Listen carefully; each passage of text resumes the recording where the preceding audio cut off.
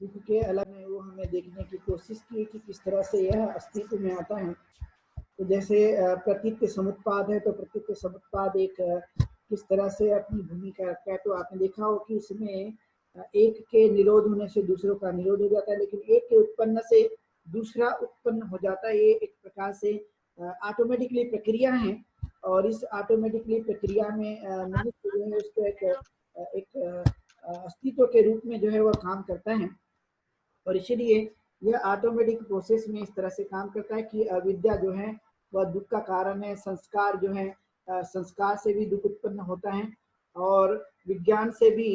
यह दुख का कारण है, अर्थ भी दुख का कारण है, वेदना भी दुख का कारण है, और एक प्रकार से तृष्णा भी दुख का कारण है, उपादान भी दुख का कारण है, और प्राणियों को बार बार उत्पन्न होना ये भी दुख का कारण है। और इस तरह से कर्म भी मनुष्य के लिए दुख का कारण है, और आहार एक दुख का कारण बन जाता है। ऐसे कई प्रकार हैं जो अलग अलग समय में वह काम करते हैं और दुख का कारण बन जाता है। जैसे आपने देखा हो कि जब हमारा मन चंचल है तो आपने देखा कि व्याकुल होता है, उससे भी दुख उत्पन्न हो जाते हैं। और मूल जो बात बताई गई है,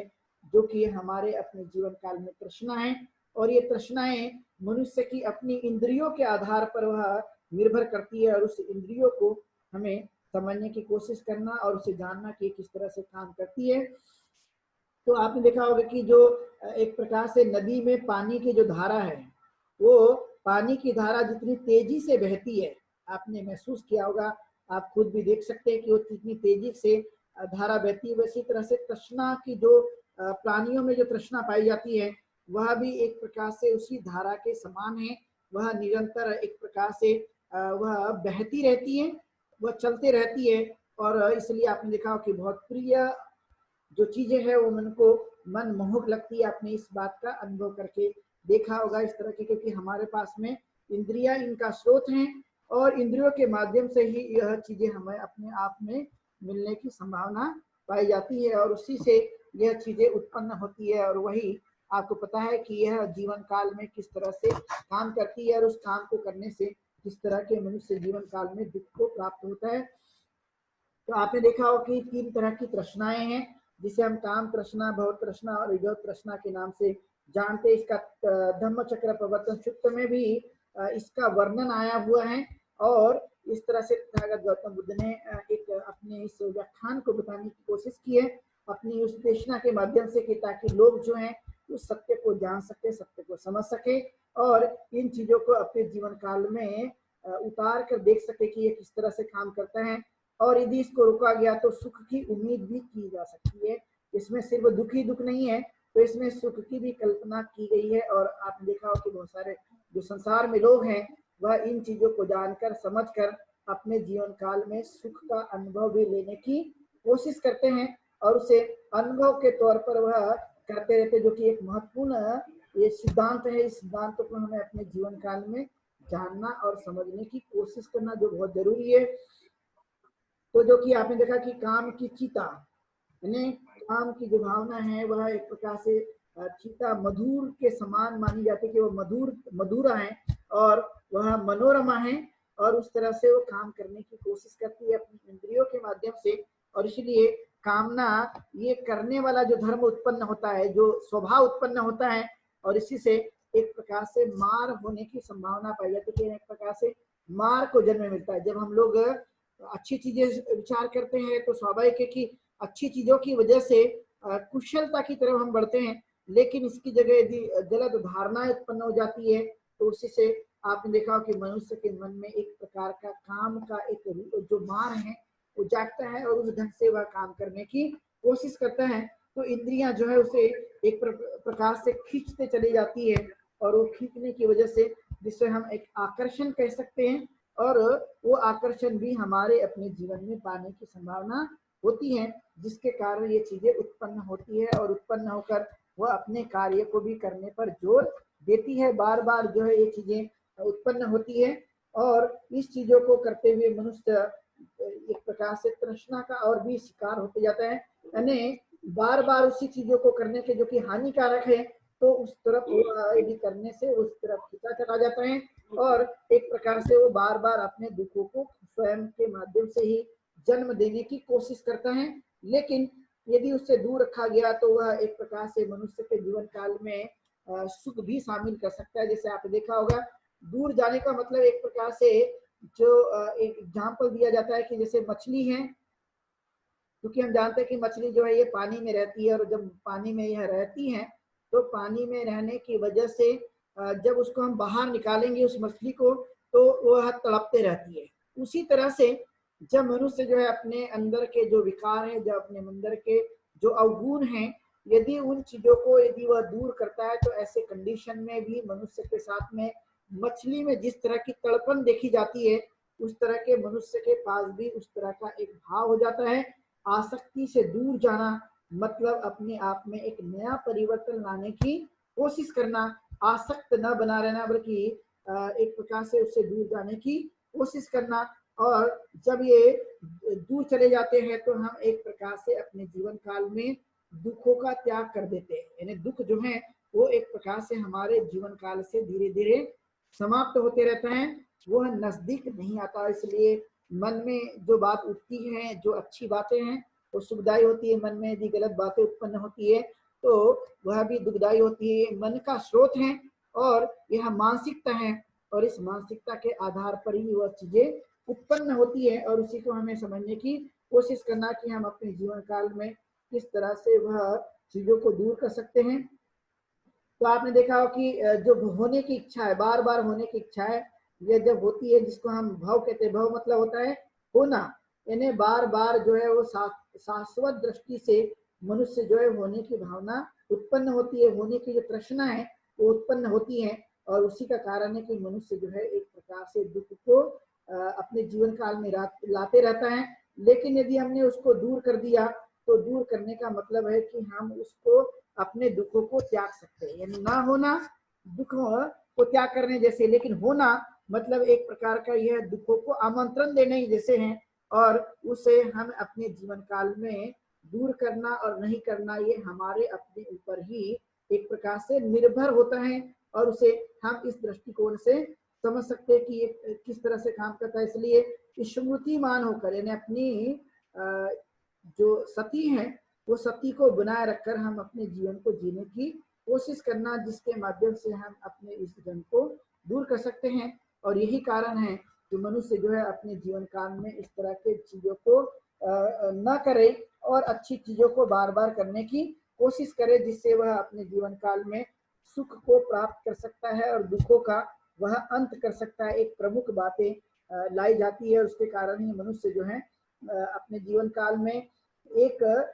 उस पार जा सकता है। एक प्रकार से कहा जाता है अपने जीवन काल में उन चीजों को प्राप्त कर सकता है जिनके कारण सुख उत्पन्न होता है, और उन कारणों को छोड़ सकता है जिनके कारण दुख उत्पन्न होता है। तो ये हमारे ऊपर ही निर्भर करता है कि हम किस तरह से इन चीजों को करने की कोशिश कर रहे हैं, और उस ढंग से हम अपने आप को बनाए रखने के लिए इसे ध्यान देने की कोशिश करते हैं। और यही कारण है कि हम अपने जीवन में इन पहलुओं को सच्चाई की तरफ जानते समझते हैं और उसे न होने के लिए जोर देते हैं। आपने अनुभव किया होगा कि जब हम लोग कोई गलती कर लेते हैं तो गलती होने के बाद में उस समय तो मनुष्य को कुछ नहीं लगता, लेकिन बाद में आपने धीरे धीरे ये महसूस किया होगा कि हम अपने अनुभव से भी उन चीजों को जानने की कोशिश करते हैं कि यह सही नहीं था। हम बाद में उसको इमेजिन करते हैं, सोचते हैं, चिंतन करते हैं, ये सही नहीं था, लेकिन वक्त जो है उस समय निकल गया होता है। लेकिन हमें इस बात के लिए ध्यान रखा जा सकता है कि आने वाले समय में हम इसको न करें, ताकि हमारे जीवन काल में दुख उत्पन्न न हो सके। लेकिन समय के रहते यदि हमने इस पर संयम पाने की कोशिश की तो हम दुखों का अंत कर सकते हैं, दुखों को हम अपने माध्यम से दूर किया जा सकता है। वह दुख हमारे हाथों में, और उसको लाने का और जाने का जो मार्ग है वो हमारे मन में छिपा है, उसे हमें समझने की कोशिश करना। लेकिन जो प्राकृतिक रूप से जो चीजें उत्पन्न हो जाती है वह हर आदमी को उसका सामना करना पड़ता है, चाहे वह कितना भी बुद्धिमान बन जाए, कितनी भी बड़ी अवस्था को प्राप्त कर ले, लेकिन फिर भी जो है उनका सामना करने की संभावना पाई जा सकती है। लेकिन अपने कारणों से अपने चित्त में जो अकुशल और कुशल उत्पन्न होते हैं, जिसके कारण सुख और दुख उत्पन्न होता है, वो हमारा अपना खुद का स्रोत है, कोई दूसरा स्रोत नहीं है, वो हमारा अपना खुद का स्रोत है। अपने मानसिकता के आधार पर उत्पन्न हुई वो चीजें हैं और उसे हमें अपने दृष्टिकोण के आधार पर जानना और समझने की कोशिश करना, जो कि बहुत ही जरूरी है। और इसलिए फिर कहा गया कि विभव तृष्णा यानी न होना, जिसे कहा जाता है यानी तृष्णा का ना होना, एक प्रकार से यह विभव तृष्णा यानी होना ही नहीं है, विभव यानी कभी होने वाली नहीं है।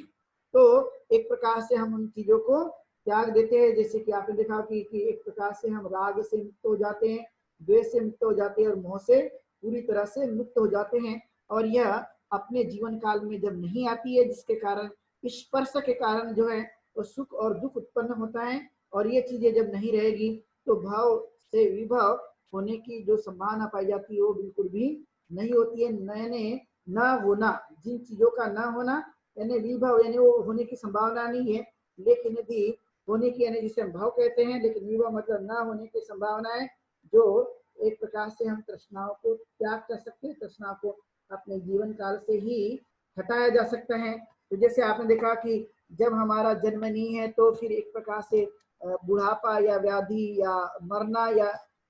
जन्म लेना ये संभावना पाई नहीं जा सकती है। एक प्रकार से वह रोकथाम हो जाती है, यानी तृष्णाओं को हम पूरी तरह से अपने जीवन काल से समाप्त कर देते हैं। तो इस तरह की जो बातें उत्पन्न होती है, तो जब ये जन्म ही नहीं होगा तो कोई रोएगा नहीं, जन्म नहीं होगा तो कोई शोक नहीं होगा, किसी भी प्रकार का दुख होने की संभावना नहीं पाई जा सकती है। लेकिन यदि हो गया तो हम इन चीजों को समझने की कोशिश करें, संयम के आधार पर अपने जीवन को जीने की कोशिश करें, जो कि बहुत ही मूलभूत आधार है मनुष्य के इन चीजों का। और इसलिए हमें इन चीजों पर विशेष ध्यान देने की कोशिश करना, क्योंकि मनुष्य के जीवन काल में कई तरह की चीजें उत्पन्न होती रहती है और वह क्षणिक होती है, कुछ अच्छी बातें उत्पन्न होती है, कुछ गलत बातें उत्पन्न होती है, लेकिन कोई भी बातें वह हमेशा स्थायी बनकर नहीं रहती है। वो समय काल परिस्थिति के आधार पर सतत रूप से एक प्रक्रिया के रूप में वह बदलते रहती है। और इसलिए हमने इस महत्वपूर्ण सिद्धांतों को जानने की और समझने की कोशिश करना। तो जैसे आपने देखा हो कि यदि रोग हो गया तो रोग को दूर करने का उपाय औषधि है, कि हमने यदि औषधि ले ली तो रोगों को दूर किया जा सकता है, लेकिन यदि हमने औषधि नहीं ली तो हमें रोगों को दूर करना काफी मुश्किल है, उसके लिए परहेज करना जरूरी है। तो आपने देखा हो कि दो चीजें मनुष्य के जीवन में ठीक होने के लिए, स्वस्थ रहने के लिए मददगार हो जाती है कि जब मनुष्य रोगी हो जाए तो एक तो परहेज करना और दूसरा है औषधि को लेना। यदि हम दोनों चीजें करते हैं तो हमारा रोगों को दूर किया जा सकता है। तो इस तरह के कई रोग होते हैं मनुष्य के जीवन काल में, तो उन रोगों की औषधि यदि ग्रहण कर ली जाए तो रोगों को समाप्त किया जा सकता है। लेकिन यदि औषधि नहीं ली गई तो आप जानते ही है कि वह कारण और परिणाम में किस तरह से तब्दील होने की संभावना पाई जा सकती है। और इसलिए समय के रहते हमने इन चीजों की तरफ में ध्यान देने की कोशिश करना। तो संसार में अनेक प्रकार के जो दुख उत्पन्न होते हैं वह मानव जाति के साथ साथ अन्य प्राणियों में भी दुख उत्पन्न होते रहते हैं, उनका जीना, जन्म लेना और मरना भी लगा रहता है। लेकिन मनुष्य एक जीव होने के नाते, जो कि बहुत ही विकसित जीव माना जाता है, उनके पास में मन नाम की चीज होने की वजह से, और इसीलिए उसके पास में ये ताकत जो मिली हुई है, एक अनोखी ताकत जिसे हम मन कहते हैं, उसके माध्यम से इन चीजों को जाना जा सकता है, समझा जा सकता है, चिंतन किया जा सकता है, और उसके आधार पर अपनी श्रेष्ठता को भी बढ़ाया जा सकता है और अपने दुखों को भी हम लोग अपने जीवन काल में समाप्त कर सकते हैं। इस तरह की बातों पर जोर देने की कोशिश की। इसलिए गरीब आदमी सदा गरीब बनकर नहीं रह सकता, और उसका वह एक प्रकार से विरोध कर दे और उसके लिए परिश्रम कर दे, उसके लिए अपनी कार्यशैली में बदलाव डाले और किसी भी प्रकार के अवगुणों को न रखा जाए, तो स्वाभाविक वह आदमी अपने दैनिक जीवन में परिवर्तन ला सकते हैं। तो कारण गरीबी है तो उससे दुख उत्पन्न होगा, लेकिन यदि हमने उसके उपाय को यदि समझ लिया तो एक प्रकार से उन चीजों को हम अपने जीवन काल में दूर करने की संभावना पाई जा सकती है। तो निरोध और निरोध के साथ उपाय, जिसको हम अष्टांगिक मार्ग के नाम से जानते हैं कि दुख है, दुख का कारण है, और दुख निरोध है, और दुख निरोध का उपाय जिसको हम अष्टांगिक मार्ग के नाम से जानते हैं, ये हमें मिला हुआ है। तो इसका जितना ज्यादा हम अपने जीवन काल में इम्प्लीमेंट करते जाएंगे, उसे अपने जीवन काल में उतारते जाएंगे, वैसे वैसे हमारे जीवन काल से दुखों को समाप्त किया जा सकता है। तो तथागत गौतम बुद्ध सिर्फ कारण और निरोध करने पर ही नहीं रुके, तो उन्होंने आगे का रास्ता भी बताया कि हमें क्या करना चाहिए और उस करने से हमारे अपने जीवन में क्या परिवर्तन आ सकता है। तो इसलिए अष्टांगिक मार्ग जो है, जो जिसे हम सम्यक दृष्टि, सम्यक संकल्प, सम्यक वाचा, सम्यक कर्म, सम्यक आजीविका और सम्यक व्यायाम और सम्यक शक्ति और सम्यक समाधि के नाम से जानते हैं, जो 8 अंग प्रमुख अंग हैं, जिसे हम मध्यम मार्ग के नाम से जानते हैं। मध्यम मार्ग हमारे जीवन जीने का एक असली साधन है, हमारे जीवन जीने के लिए एक औषधि का काम करती है, और इसी से हम अपने जीवन काल में अपने दुखों को नष्ट कर सकते हैं और सुख पूर्वक अपने जीवन को जिया जा सकता है। लेकिन यदि हमने इन औषधि का दुख है, और दुख मतलब एक रोग है, इस रोगों को यदि हमने औषधि नहीं ली तो रोगों को ठीक होने की संभावना बिल्कुल भी नहीं पाई जा सकती। इसलिए इसका यदि अंत करना हो तो मध्यम मार्ग को हमें अपने जीवन काल में मृत्यु तक, जब तक हम लोग जीवित रहते हैं तब तक हमें इसे अपनाने की कोशिश करना, उसे अपने जीवन काल में ज्यादा से ज्यादा उतारते रहने की हमने कोशिश करना, जिससे हम इन बातों को समझ सकते हैं। और इसलिए बाबा साहब अम्बेडकर ने कई बार इस बात को कहने की कोशिश की है कि मध्यम मार्ग हमारे जीवन को अच्छा बनाने के लिए है, और उस बातों को हमें अपने जीवन काल में ज्यादा से ज्यादा उतारने की कोशिश करना। यानी कई बार ये आपने देखा हो कि लोग जो हैं अपने जीवन काल में मूर्ख जैसे व्यवहार करते, सत्य को जान नहीं पाते, और जब सत्य को जान नहीं पाएंगे तो स्वाभाविक है कि वो रोग क्या है और रोग का निदान और रोगों को निदान के रूप में उसे दूर कैसे किया जा सकता है, उसको बिल्कुल भी नहीं जान पाएंगे। और जब जान नहीं पाएंगे तो वह सदा उनका रोग जो है वो बना रहेगा, उससे उनकी कोई किसी भी प्रकार की मुक्ति होने की संभावना नहीं पाई जा सकती है। तो फिर आपने देखा हो कि गरीब आदमी ये चाहता है कि मुझे कुछ अच्छा मिल जाए, मुझे मेरे जीवन काल में प्रगति हो जाए, मेरे जीवन काल में कुछ अच्छी चीजें उत्पन्न हो जाए, मैं गरीब से अमीर बन जाऊं, और कोई जो है देव या ईश्वर मेरे जीवन काल में चमत्कार कर दे। लेकिन आपने देखा होगा कि वह उपाय नहीं है, वह मार्ग नहीं है। वो जिससे मांगना चाहते वो कुछ दे नहीं सकते, लेकिन जो चीजें इम्प्लीमेंट करने के लिए हैं, जो चीजें हमारे अपने जीवन काल में रोगों को दूर करने के लिए, वो चीजों को हमें अपने जीवन काल में उतारने की कोशिश करना, और ये कोशिश करके अपने जीवन काल में अच्छी तरह से बन सकता है। तो आपने यदि वर्तमान में यदि हम उदाहरण ले तो आपने देखा हो कि एक प्रकार से कोरोना एक महामारी है जैसे हम जानते हैं, तो आपने देखा कि इसकी औषधि नहीं है आज वर्तमान में, यानी मूल रूप से इसकी औषधि नहीं है। तो आपने देखा हो कि जो लोगों पे जब इम्पैक्ट डालता है या इन्फेक्टेड होते लोग, तो जिनका एक अच्छा एक प्रतिरोधक क्षमता है और उन्होंने थोड़ी बहुत भी दवाइयां ले ली है तो वो ठीक हो जाते, लेकिन जिनकी प्रतिरोधक क्षमता उतनी तीव्र नहीं है, तो आपने देखा हो कि ऐसे रोग होने के कारण औषधि के अभाव में उनकी मृत्यु हो जाती है। उसी तरह से संसार में जीवन हम लोग जी रहे हैं, और वो संसार में जिन कारणों से दुख उत्पन्न हुआ है, तो उस दुखों को दूर करने का जो हमारे पास इलाज है, जो उपाय है, उसको जब तक हम नहीं करेंगे तो मानसिकता के आधार पर जो दुख उत्पन्न हुआ है उसे हम दूर नहीं कर सकते। तो मानसिक रोगी जब मनुष्य हो जाता है तो मानसिक रोगी के लिए सबसे बेहतरीन दवा जो है बनाई है तथागत गौतम बुद्ध ने, वो है अष्टांगिक मार्ग की, और उसे हमें अपने जीवन काल में ग्रहण करने की कोशिश करना, और कोशिश तब तक करना जब तक हम जीवित रहते हैं। यानी ये नहीं कि हमने एक बार दवा ले ली और एक बार हम ठीक हो गए तो उसके बाद में बंद कर देने का, यानी वो दवा बार बार जो है अपने जीवन काल में उसे ग्रहण करने की कोशिश करना, जिससे हमारा मानसिक स्वास्थ्य ठीक ढंग से बना रह सके, और ठीक ढंग से बने रहकर हम उन चीजों को अपने जीवन काल में करने की कोशिश कर सकते हैं, जो कि बहुत ही जरूरी है। और इसलिए हमने इन बातों को ध्यान रखने के लिए आगे बढ़ना चाहिए। तो ये जब से जैसे बढ़ेंगे वैसे वैसे हमारी जो क्रियाशीलता है वो क्रियाशीलता हमारी बनते रहेगी, और हम अपने जीवन काल में सच्चे जीवन के मार्ग के लिए जीने के लिए हम आगे बढ़ सकते हैं, क्योंकि ये वास्तविकता है, और इस वास्तविकता को हम अपने जीवन काल में जान सकते हैं, और जानकर जो है अपने चित्त को परिशुद्ध बनाया जा सकता है। और इसलिए सच्चित्त परियोध की जो कंसेप्ट तथागत गौतम ने बताई है कि हम अपने चित्त को बार बार क्लीन करना, लेकिन वह साबुन से नहीं बल्कि अपने कार्यों के द्वारा जो कुछ भी अकुशल हो जाते हैं तो अकुशल को हमें अपने जीवन काल से मिटाने की कोशिश करना। तो यह ऑटोमेटिकली एक प्रकार से मन की शुद्धि हो जाती है, और उस पर हमें अपने जीवन काल में बढ़ाए रखने के लिए, उसे अपने जीवन काल में इम्प्लीमेंट करने के लिए, उसे अपनी एक आदत का भाग बनाने के लिए, संस्कार का भाग बनाने के लिए बार बार हमने उसकी कोशिश करना, जो कि बहुत ही जरूरी है। और उस आधार पे हमें अपने जीवन को जीने के लिए आगे बढ़ना चाहिए। इसके लिए कहीं जाने की जरूरत नहीं है, किसी की शरण में जाने की जरूरत नहीं है। तथागत बुद्ध का जो मार्ग है, बुद्ध धर्म और संघ की शरण, यह उत्तम शरण है। और इसलिए हमने इस पर ही ज्यादा से ज्यादा ध्यान देने की कोशिश करना, जो कि बहुत ही जरूरी है। और इसलिए बाबा साहब अम्बेडकर ने कुछ सवाल उस समय बुद्धायन धम्मा में भी उठाए थे कि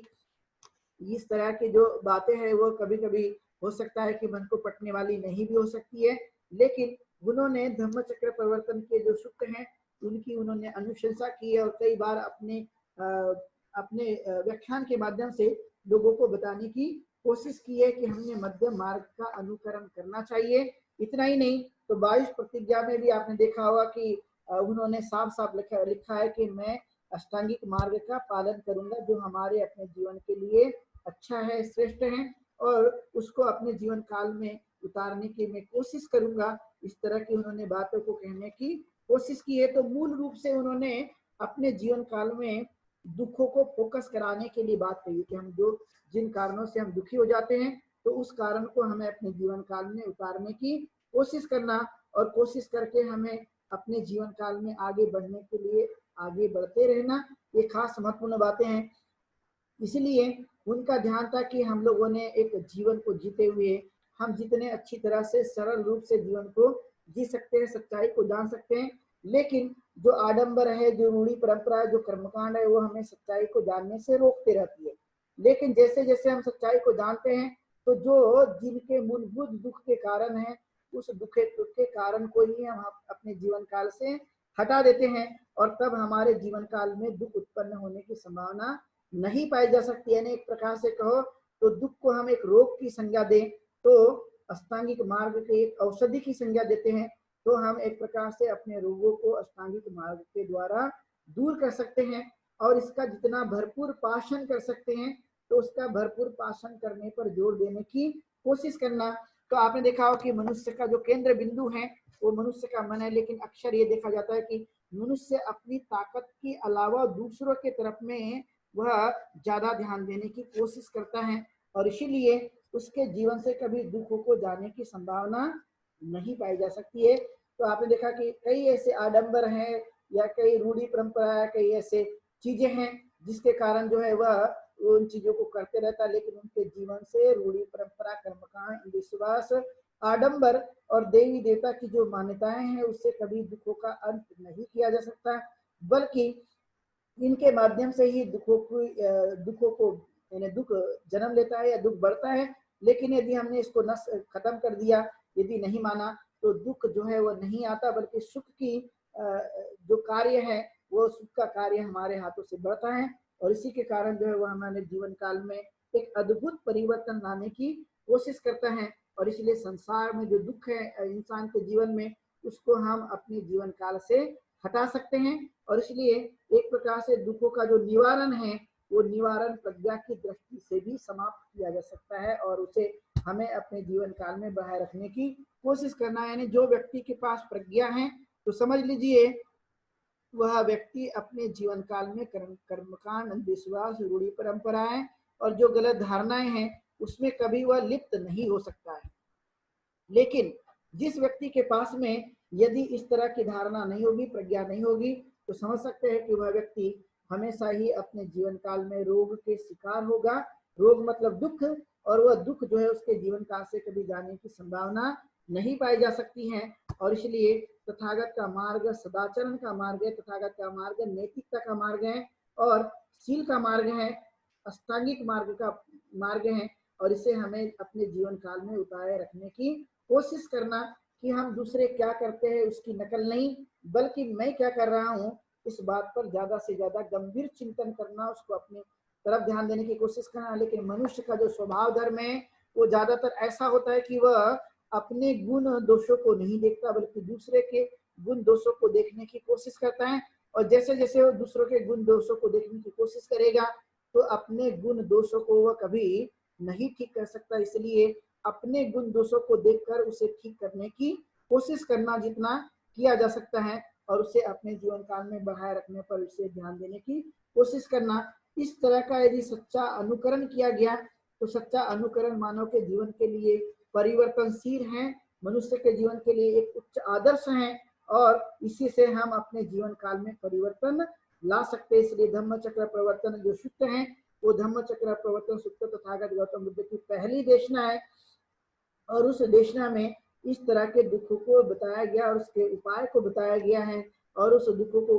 बताने का मतलब है कि दूर करने का जो उपाय बताया गया जिसको हम अष्टांगिक मार्ग समझते हैं उसे हम सही रूप में जानने की कोशिश करना, उसे दूर करने की कोशिश करना। तो मनुष्य अनेक प्रकार की यातनाओं से जो कुछ भी दुख वह मिलते रहता है उसे जब हम जान लेते कि यह कारण है तो उस कारण को ही समाप्त कर देना जिससे दुख जो है अपनी जड़ें न जमा सके और दुखों को हम जड़ से ही नष्ट करना चाहिए जिससे हम अपने जीवन काल में एक परिवर्तन ला सकते हैं और सुख पूर्वक अपने जीवन को हम लोग जी सकते हैं। इसकी तरफ ज्यादा से ज्यादा ध्यान देने की कोशिश करना। तो ये सब तत्व देखे गए तो इन तत्वों के आधार पर हम समझते हैं कि बाबा साहब अम्बेडकर ने भी इन पहलुओं को स्वीकार करने की कोशिश की है, उनको नकारा नहीं है बल्कि उनका ध्यान था कि हमने अपने जीवन काल में परिवर्तन लाने के लिए जो गलत मान्यताएं हैं उस गलत मान्यता को ही छोड़ देना चाहिए। लेकिन गलत मान्यताओं को, मिथ्या धारणाओं को यदि अपने जीवन काल में हम लोग उतारते रहते हैं तो दुख जो है वो समूल नष्ट नहीं हो सकता। लेकिन मिथ्या धारणाएं और गलत धारणाओं को हम अपने जीवन काल से यदि दूर कर देते हैं तो हमारे अपने जीवन काल से गलत धारणाएं वह हमेशा के लिए समाप्त हो सकती है, उसे हम समूल नष्ट कर सकते हैं। और ये महत्वपूर्ण बात है। इसलिए बाबा साहब अम्बेडकर ने जब नेपाल में गए थे काठमांडू में तो उन्होंने कहा था कि बौद्ध धर्म की जो जड़ें हैं भारत के अंदर में वह जड़ें अभी भी सूखी नहीं है, वह अभी भी एक प्रकार से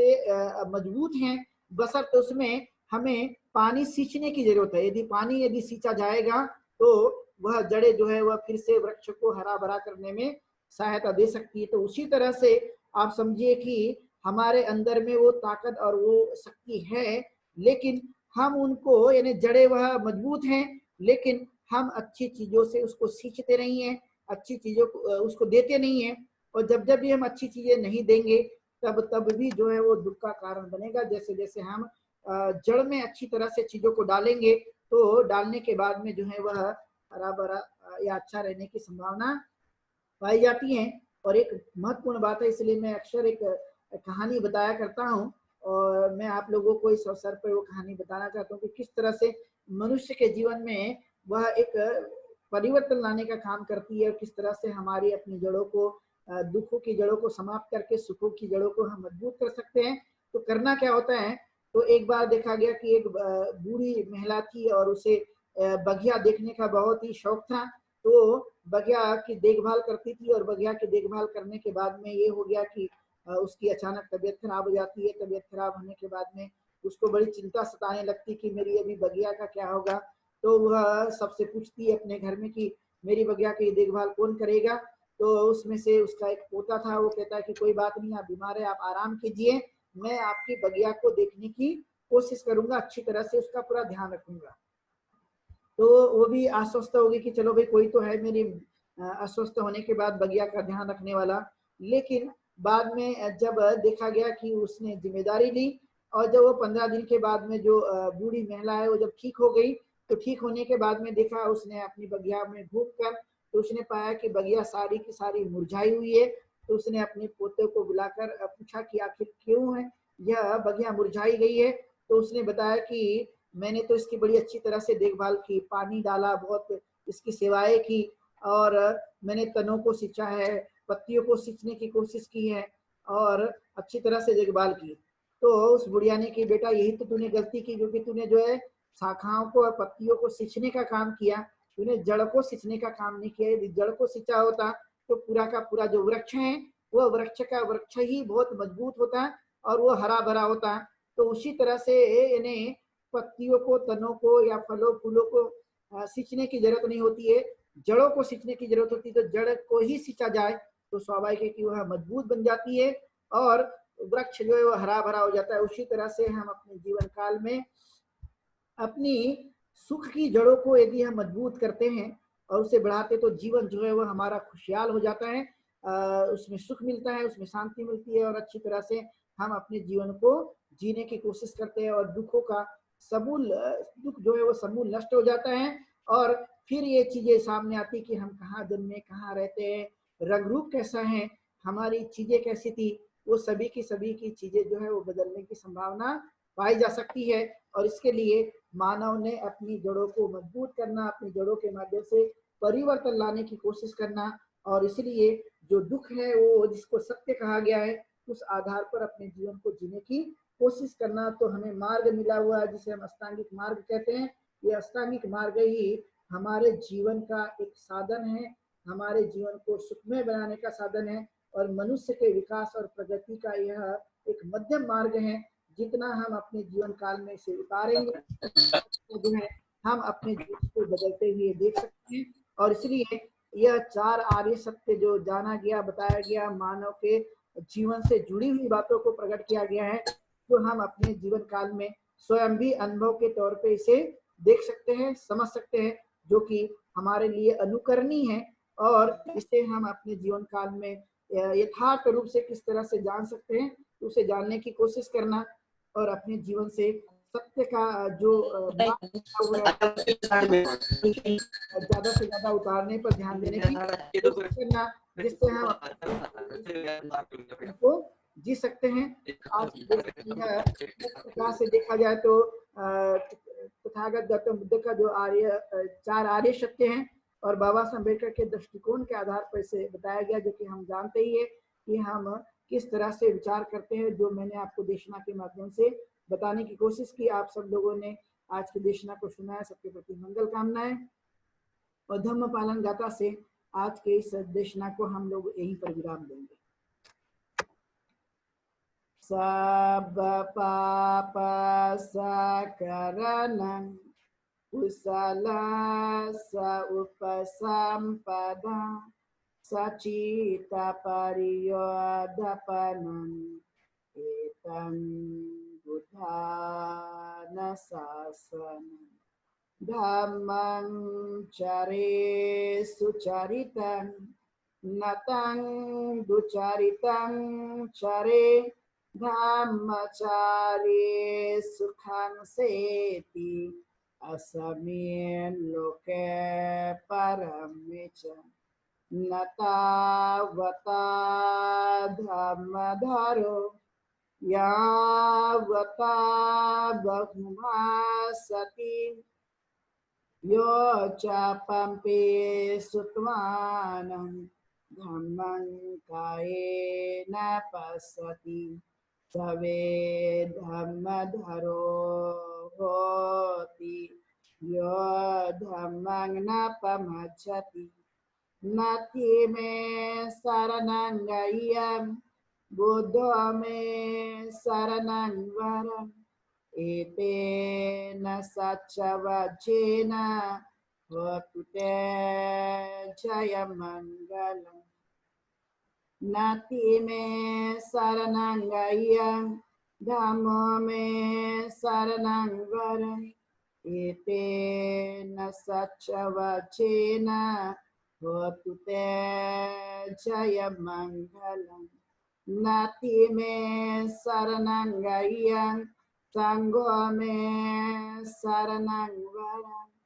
एतेन सच्चवचेन होतु ते जयमङ्गलम् नमो बुद्धाय नमो धम्माय नमो संघाय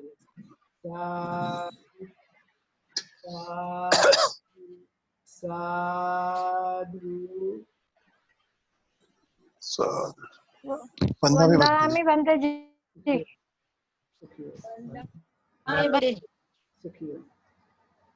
वंदनामि बंते जी सुखियो जय भीम बंते जी वंदनामि बंते जी जय भीम बंते जी।